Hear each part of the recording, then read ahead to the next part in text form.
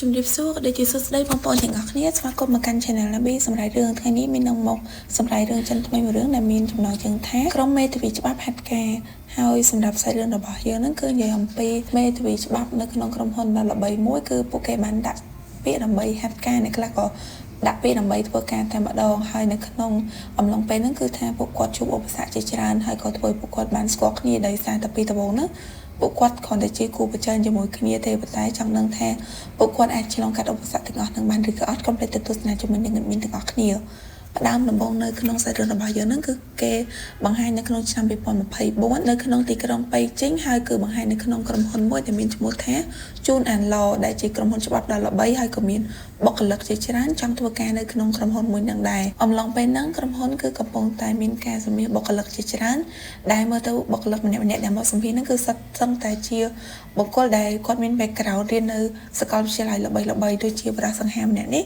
គាត់មានអាយុ23ឆ្នាំគាត់ក៏ជាតួឯកប្រុសរបស់យើងដែរដែលមានឈ្មោះថាជាងឆាយជាងឆានគឺគាត់បានសិក្សានៅក្នុងសាកលវិទ្យាល័យ Harry ហើយស្រីស្អាតម្នាក់ទៀតដែលបន្ទាប់ពីជាងឆានហ្នឹងគឺជាតួឯកស្រីរបស់យើងហើយគាត់មានឈ្មោះថា Ren Chia Thong ហើយតួស្រីរបស់យើងគឺគាត់មានអាយុច្រើនជាងតួប្រុស3ឆ្នាំអ្នកគ្នាគឺមានអាយុ26ឆ្នាំហើយបញ្ចប់ថ្នាក់ Master នៅក្នុងសាលាជីងប៉ៃហើយតួអង្គបន្តទៀតគឺមានច្រើនដែរប៉ុន្តែមានអត់ទាន់ប្រាប់ឈ្មោះគាត់ទេខ្លាចអ្នកទាំងគ្នាចាំអត់ទាន់អស់អញ្ចឹងហើយគ្រាន់តែដឹងថាពួកគាត់ម្នាក់ៗហ្នឹងគឺសិតសឹងតែមាន background មិនធម្មតាគ្រាន់តែថាក្នុងចំណោមហ្នឹងគឺមាននារីម្នាក់នេះគឺគាត់រៀងក្មេងជាងគេដែលមានអាយុត្រឹមតែ21ឆ្នាំហើយពីហ្នឹងគេមានអាយុ23 24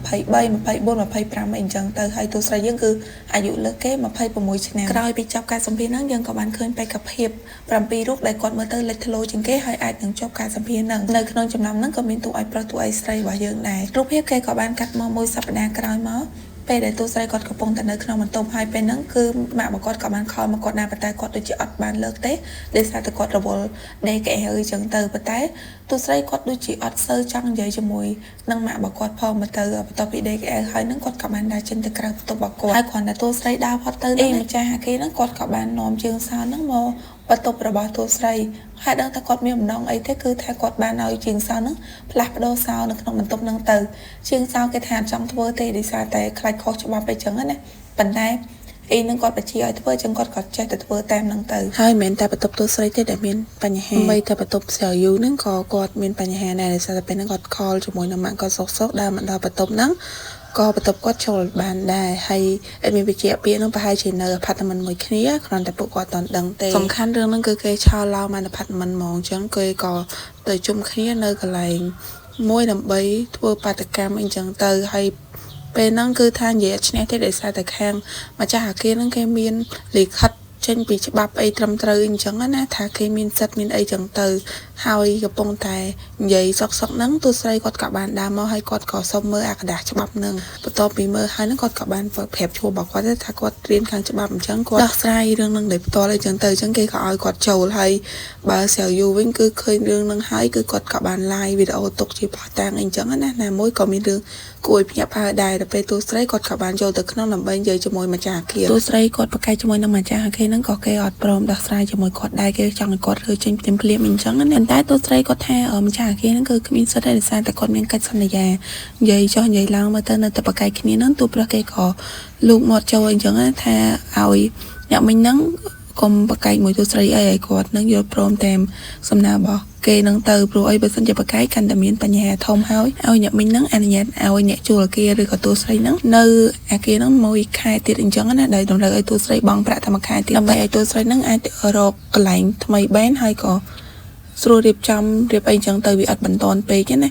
ឬសំណើមួយនឹងឲ្យទូស្រីគាត់ក៏យល់ព្រមតាមនឹងហើយទូប្រុសមុននឹងគាត់ចាក់ចេញហ្នឹងគាត់ក៏បានប្រាប់ទូស្រីដែរថាគាត់នឹងជួបគ្នាជាមួយទូស្រីដោយសារតែពួកគាត់នឹងធ្វើការជាមួយគ្នានៅក្នុងក្រុមហ៊ុនជុនអាននឹងដែរងាកមកទូស្រីយើងវិញពេលនេះគាត់បានមកដល់បន្ទប់របស់គាត់ហើយគាត់កំពុងតែគិតរឿងដែលគាត់ត្រូវនៅផ្ទះសំណាក់នៅមួយខែមើលទៅទូស្រីគឺគាត់មានកង្វល់ច្រើនខ្លាំងមែនតើសម្បីតែពេលគេងអីហ្នឹងក៏គេងយល់សប្តិអត់ល្អដែរឃើញកាលពីគាត់នៅរៀនវិទ្យាល័យអីចឹងទៅមើលទៅដូចជាគាត់នឹងមានការភ័យខ្លាចខ្លាំងអីចឹងណាកាត់មកពេលព្រឹកឡើងពេលនេះគឺថាបុគ្គលិកដែលជាប់ក្នុងការ intern នៅក្នុងក្រុមហ៊ុនច្បាប់ជុនអានហ្នឹងគឺថាម្នាក់កំពុងតែមានយកហើយចាប់ផ្ដើមចេញពីទូស្រីរបស់យើងគាត់អត់សូវជាមានបញ្ហាអីច្រើនទេដោយសារគាត់ ជាមនុស្សដែលគោរពពេលវេលាច្បាស់លាស់អញ្ចឹងទៅចឹងគាត់ក៏បានទៅធ្វើការដោយមិនបញ្ញាប់បញ្ញាយប្រហែលទេទៅធ្វើការតាមសម្រួលអញ្ចឹងទៅបន្ទាប់មកគឺតួឯកប្រុសរបស់យើងគឺគាត់ទៅធ្វើការដូចគ្ន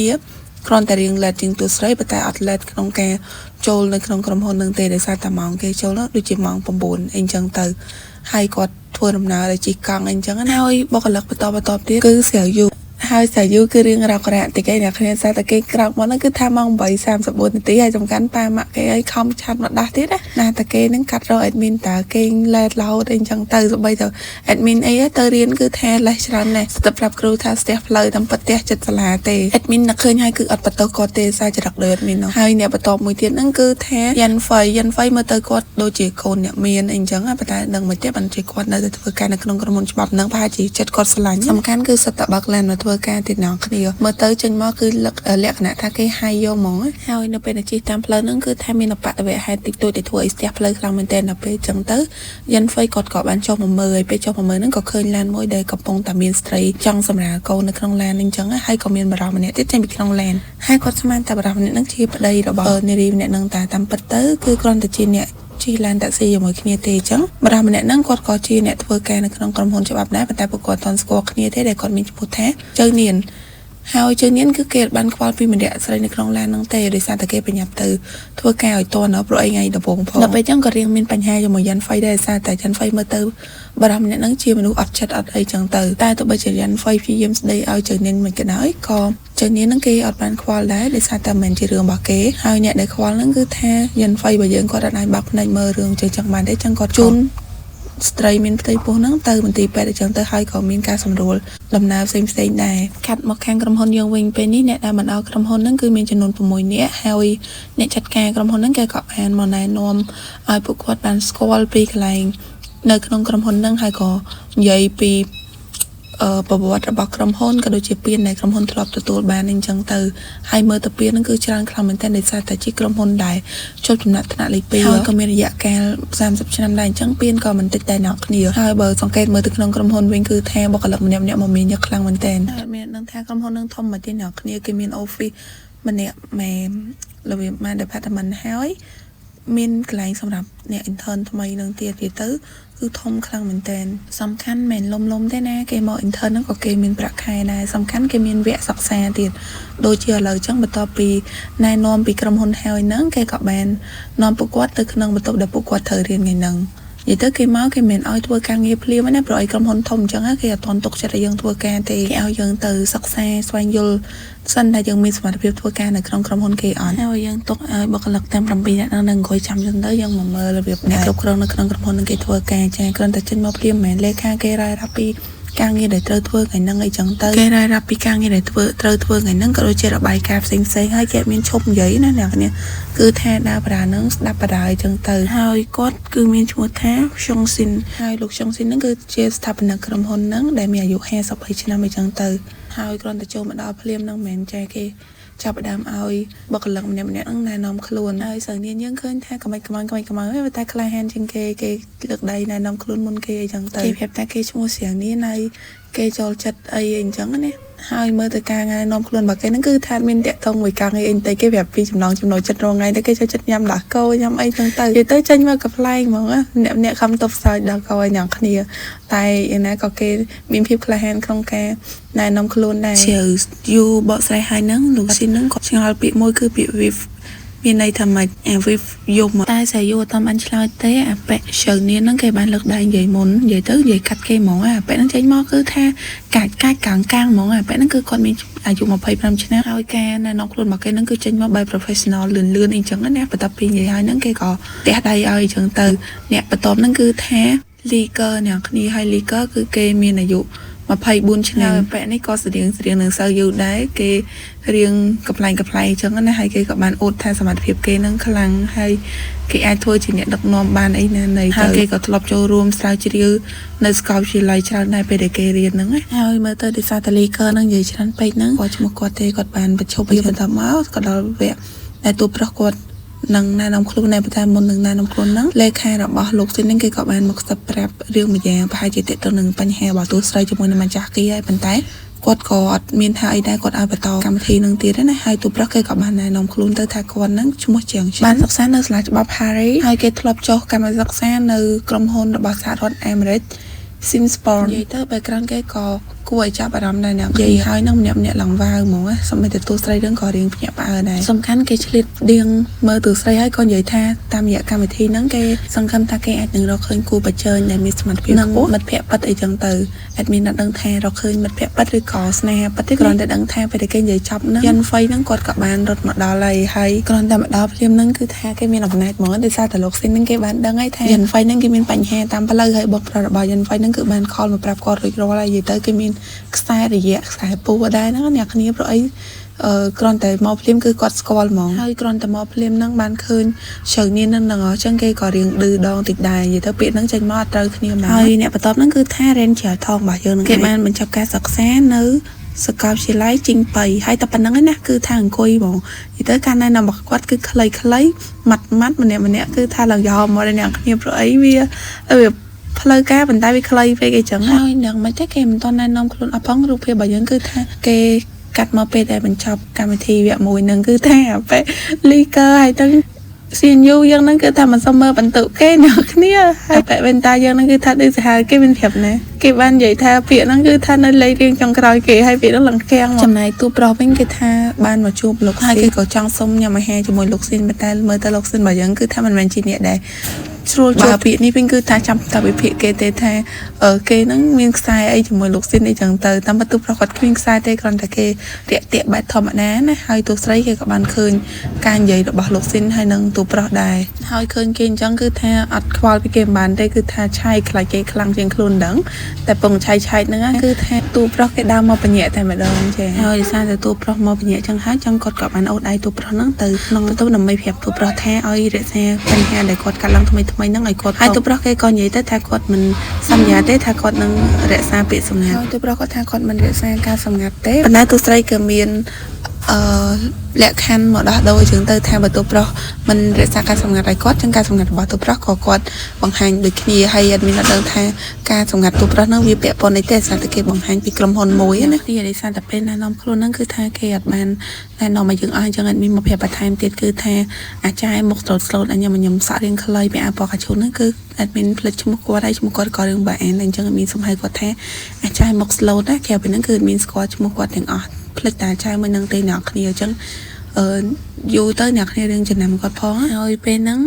យ៉ាន់ហ្វៃគេបានដើរចែកឯកសារឲ្យក្រុមរបស់គេនឹងហើយនៅពេលដែលមកដល់ឈើនេះគេក៏បកស្រាយ clear រឿងជាមួយនឹងយ៉ាន់ហ្វៃគេថា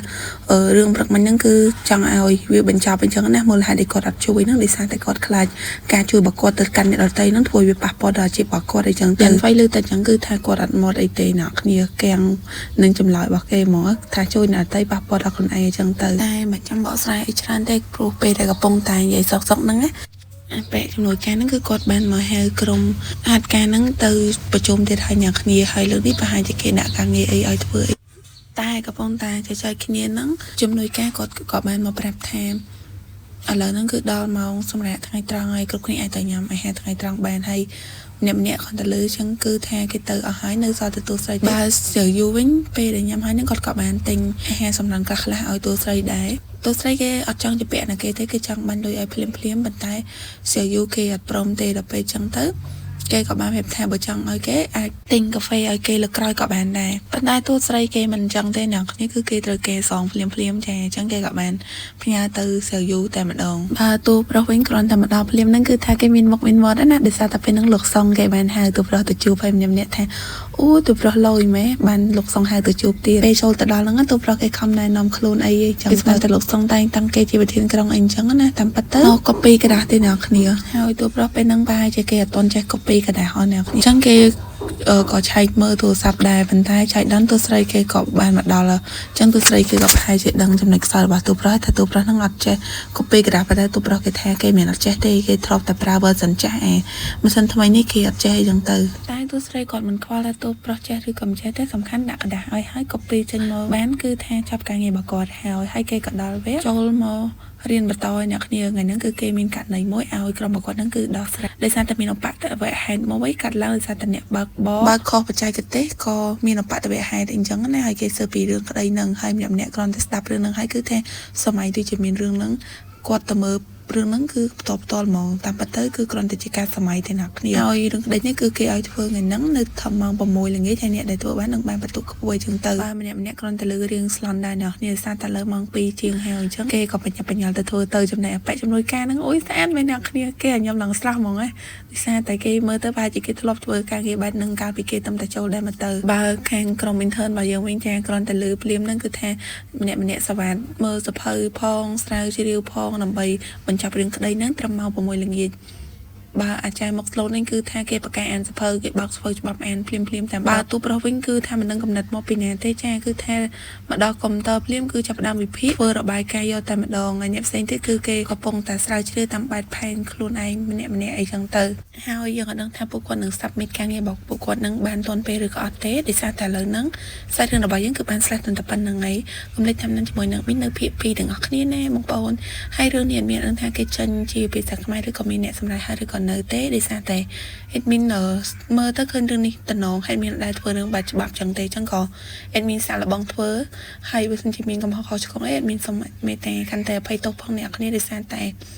admin រៀង